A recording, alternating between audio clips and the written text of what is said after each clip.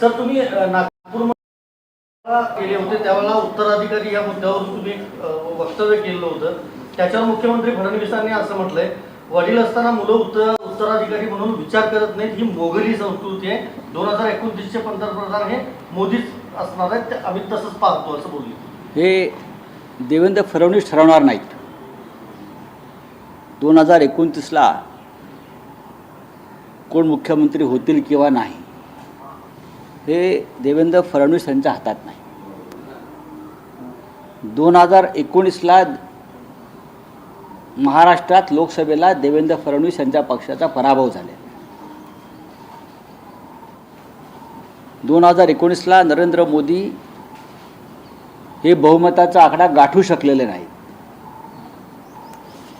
आणि त्यानंतर गडबड घोटाळे करून विधानसभा जिंकली, हे अख्ख्या जगाला माहिती आहे. प्रश्न आहे नरेंद्र मोदी यांचा. स्वतः नरेंद्र मोदी यांनी एक नियम केलेला आहे, तो नियम त्यांना लागू नाही का? स्वतः नरेंद्र मोदी यांनी एक नियम केला आहे त्यांच्या पक्षात की 75 वर्ष झाल्यावर सत्तेच्या पदावर कोणी राहू नये, हा त्यांचा नियम आहे. आणि तो लालकृष्ण अडवाणींसह मुरली मनोहर जोशींसह अनेक प्रमुख नेत्यांना लागू केला. मग या नियमाच्या पलीकडे नरेंद्र मोदी आहेत का? राष्ट्रीय स्वयंसेवक संघाला त्या नियमाची मान्यता होती आणि त्यासाठीच ते चर्चा करण्यासाठी गेले. 17 सप्टेंबरला नरेंद्र मोदी 75 वर्ष पूर्ण करतायत आणि त्यांनीच केलेल्या नियमानुसार त्यांना निवृत्त व्हावं लागतंय. हे देवेंद्र फडणवीस ठरवणार नाही आहे. त्यांनी किती बोलू द्या. आणि त्यांनी जे सांगितलेलं आहे की बाप जिवंत असताना काय वारसदार ठरवला जात नाही, मोगली संस्कृती आहे. कोण बाप? कोणाचा बाप? कोणाचा बाप? देशाला बाप नाही आहे. या देशाला बाप नाही आहे. मोदी हे पंतप्रधान आहेत. ही एक तात्पुरती व्यवस्था असते. आणि मी म्हणालो की राम आणि कृष्णसुद्धा आले आणि गेले त्यांचं अवतार कार्य संपल्यावर. त्यांनी जे काय कार्य हातात घेतलं होतं ते संपल्यावर ते निघून गेले. नरेंद्र मोदींचं सुद्धा अवतार कार्य संपलेलं आहे, त्यांना निघून जावं लागेल. आता गोष्ट राहिली, देवेंद्र फडणवीस सांगतायत की बाप जिवंत असताना, लालकृष्ण अडवाणी जिवंत असताना सुद्धा शहाजहानप्रमाणे त्यांना कोंडून ठेवलं, बेदखल केलं आणि मोदी पंतप्रधान झालेच ना. भारतीय जनता पक्षाचा हा डोलारा जो आहे हा लालकृष्ण अडवाणींनी उभा केला. आजचा भारतीय जनता पक्ष, वैभवशाली भारतीय जनता पक्ष, हा 2 जागांपासून सत्तेच्या शिखरावर नेण्याचं काम हे लालकृष्ण अडवाणी यांच्यासारख्या संघर्षमय नेत्याने केलेलं. अयोध्येचं अख्खं आंदोलन जे राम राम राम राम जे आता करताय, राम ते राष्ट्र राजकारणात आलेला, तो लालकृष्ण अडवाणींमुळे आला आणि म्हणून या देशातली जनता ही राममय झाली. त्यांचा हक्क असताना पंतप्रधान पदाचा, फार तर राष्ट्रपती पदाचा, शहाजहानप्रमाणे म्हणजे मोगली संस्कृतीप्रमाणे त्यांना एक प्रकारे बंदिवान आणि बेदखल केलं सत्तेवरून. आणि हे झाले स्वतः. तेव्हा आम्ही विचारलं ही मोगली संस्कृती आहे म्हणून. तेव्हा आम्ही देवेंद्रना विचारलं का ही मोगली संस्कृती म्हणून? ही राजकारण आहे, तुम्ही राजकारण केलं. पण या उत्तराधिकारी मुद्द्यावरनं अजित पवारांना आता ट्रोल केलं जात आहे. बघा की अजित पवारांना ट्रोल का करतायत किंवा एकनाथ शिंदेना ट्रोल का करतात त्याच्याविषयी मला मत व्यक्त करायचं नाही. मी देशाचे पंतप्रधान नरेंद्र मोदी 75 वर्षाचे होत आहेत आणि त्याविषयी चर्चा करण्यासाठी त्यांना RSS मुख्यालयामध्ये मी पाचारण केलं होतं म्हणणार नाही, पण चर्चेला आमंत्रित केलं होतं. एक लक्षात घ्या की RSS राष्ट्रीय स्वयंसेवक संघ ही भारतीय जनता पक्षाची मातृसंस्था आहे. आईबाप आहे. आईबाप ठरवतील ना, ही मातृसंस्था आहे. 1978 साली या मातृसंस्थेवरून सरकार पडलेलं आहे. जनता पक्षामध्ये अटलजी अडवाणीजी होते आणि त्यांनी आपल्या RSSवरच्या निष्ठा संपवायला नकार दिला म्हणून सरकार पडलं. त्याच्यामुळे RSSचं काय महत्त्व आहे भाजपमध्ये आणि राजकारणामध्ये हे देवेंद्र फडणवीस यांना मी सांगायला हवं असेल तर ते नकली संघ स्वयंसेवक आहे. सर तुम्ही ज्या पद्धतीने म्हणतात की पंतप्रधान नरेंद्र मोदी हे RSSला का नको झाले, कारण भाजपची संसदीय बोर्ड आहे, त्याच्यामध्ये कोणत्याही गोष्टीवर चर्चा केली जात नाही, अध्यक्ष ठरवलं जात नाही, एवढ्या राज्यामध्ये यांची सरकार आहे, त्यामुळे नको झाले आहेत. नाही बघा, हा त्यांचा पक्षाचा अंतर्गत विषय. RSS आणि भारतीय जनता पक्षाचे संबंध कसे असावेत आणि काय याच्यावरती मी बाहेरच्या माणसांना मत व्यक्त करणं हे चुकीचं आहे पूर्णपणे. पण आतमध्ये काय चाललं आहे याच्याविषयी आमच्याकडे माहिती असते. या देशाचं राजकारण आम्ही करतो, शिवसेना करते, उद्धव ठाकरे साहेब करतात, शरद पवार करतात. तुम्ही जसे आमच्याकडल्या घडामोडींची माहिती ठेवत असता तेव्हा त्याच पद्धतीनं आम्ही तुमच्याकडल्या अंतर्गत घडामोडीची माहिती आम्ही ठेवत असतो. भारतीय जनता पक्षाच्या अध्यक्षपदाची मुदत संपलेली आहे,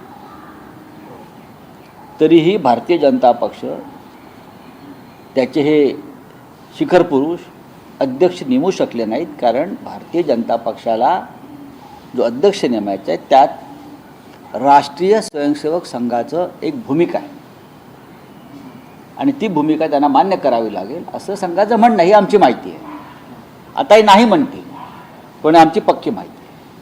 तसं नसतं तर ताबडतोब नेमला असता.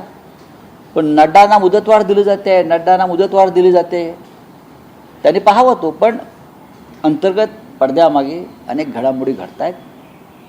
काहीतरी शिस्त आहे, रटारटा. ते काय शिस्त आहे आता लवकरच कळेल. बीड संदर्भात धक्कादायक बातम्या येत आहेत.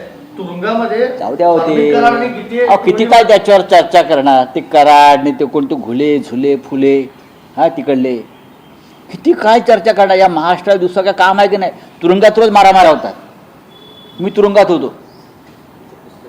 महाराष्ट्रातल्या तुरुंगामध्ये प्रत्येक तुरुंगामध्ये हे अड्डे आहेत, गँगवॉर आहे. तुरुंग हे भ्रष्टाचारांचे अड्डे आहेत. माझं पुस्तक येत आहे, कालच मी जाहीर केलं आहे. या देशातला सगळ्यात मोठा भ्रष्टाचार हा तुरुंगातच चालतो. त्याच्यामुळे हे सोडलं पाहिजे. याच्या पलीकडे पत्रकारिता गेली पाहिजे. हो, माझं अंजली दमान्यांना पण सांगणं, यातून बाहेर पडा. हे सगळे आता जे काम करतायत सुरेश धस बी, त्याला सांगा बाद झालं. विकासाच्या गोष्टी करा, सामाजिक गोष्टी करा. सोनिया गांधी सुरेश दस यांनी एक मोठा दावा केलेला आहे साम टीव्ही आणि सरकार बोलताना की माझ्या खुनाचा प्रयत्न केला जातो. त्यांना विचार. जयकुमार गोरे यांच्या मुलाचा एक व्हिडिओ व्हायरल झालाय. हो बघा, या महाराष्ट्रातल्या गोष्टी आहेत. माननीय देवेंद्र फडणवीस राज्याचे गृहमंत्री आहेत. त्यांनी स्वतःला विचारावं मी खरोखर गृहमंत्री आहे की नाही. त्यांनी स्वतःला प्रश्न करावा रोज वृत्तपत्र बघून, या बातम्या पाहून. कायद्याची ज्या प्रकारे चिरफाड बरं का उद्ध्वस्त केला जातोय रोज, आणि भारतीय जनता पक्षाचे लोक, त्यांनी स्वतःला प्रश्न विचारावा की माझ्या पक्षाचे लोक मला गृहमंत्री मानतात की नाहीत. राज्यात कायदा सुव्यवस्था, लॉ अँड ऑर्डर वगैरे वगैरे वगैरे आहे की नाही हे त्यांनी स्वतःला विचारावं आणि मग दुसऱ्यांना ज्ञान द्यावं. नवनिर्माण सेना पुन्हा जागृत झाली आहे. त्यांनी म्हटलंय की आता मराठी भाषेत जर काम होत बघा, त्याच्यावरती माझं काल वक्तव्य झालेलं आहे. सकाळी आम्ही बोललेलो आहोत. काल मुंबई फार जागरूक आहे या बाबतीवर. ठीक आहे ना, मराठीविषयी त्याने एक भूमिका घेतली आहे.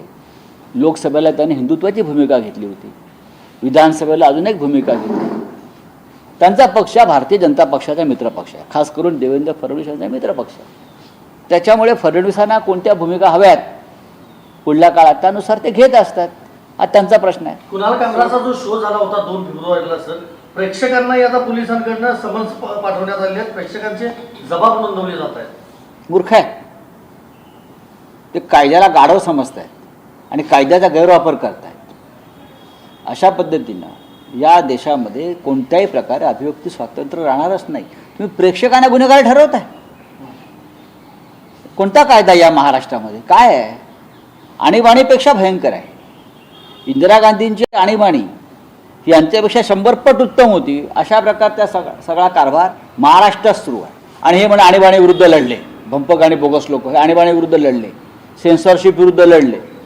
इंदिराजींच्या काळामध्ये चित्रपट बघायला गेलेल्या लोकांना अटका होत नव्हत्या. आज सोनिया गांधी मुंबईमध्ये यांनी सेना भवनात बैठक होते तुमच्या पक्षाची. काय आज मंगळवार आहे आणि साधारण मंगळवारी तुम्ही माहिती घ्या, तुम्ही खूप दिल्लीत लांब आहात, खूप लांब राहतात दिल्लीत.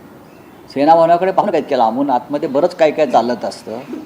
शिवसेना भवनामध्ये दर मंगळवारी त्यांची बैठक होत असते.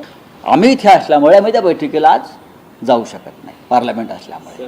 सर सोनिया गांधी यांनी काल एक लिहिला चला, हिंदी में क्या है? शिक्षण संस्थेमध्ये बदल केले जात आहेत. RSS ने त्याच्यावरती हे केलेलं आहे. कोड आणि डिलिमिटेशन. हाँ, तो क्या है?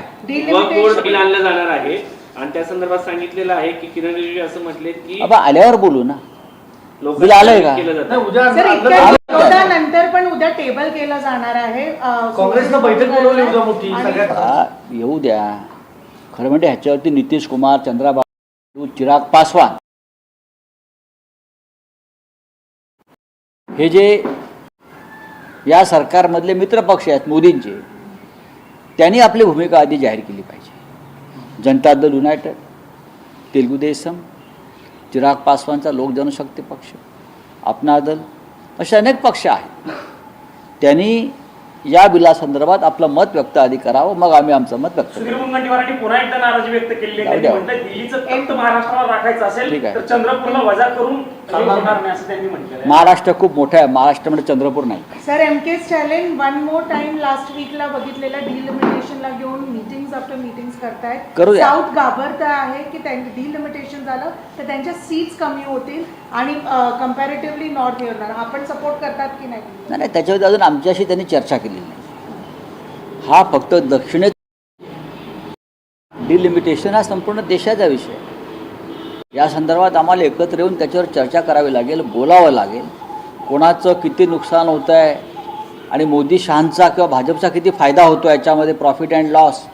मोदी आणि शाह प्रॉफिट अँड लॉस शिवाय काही करत नाहीत ना, फायदा आणि तोटा बघतात. चला हो गया. सर, हिंदी में जानना चाहेंगे वक्त बिल आज आ रहा है, कल आने वाला है. इसके ऊपर कल किरण रिजिजू ने कहा है कि कुछ लोगों को भ्रमित किया जा रहा है. देखिए, पहले अपने जो साथी है, अलायंस पार्टनर है, यूनाइटेड, चिराग पासवान की पार्टी है, तेलुगु देशम है, अपना दल, ऐसे जो अपनी पार्टी है वो क्यों भ्रमित हो गए इस बिल के ऊपर, वो पहले देखिए, बाद में और लोगों की बात करिए. सर आपने कहा है कि RSS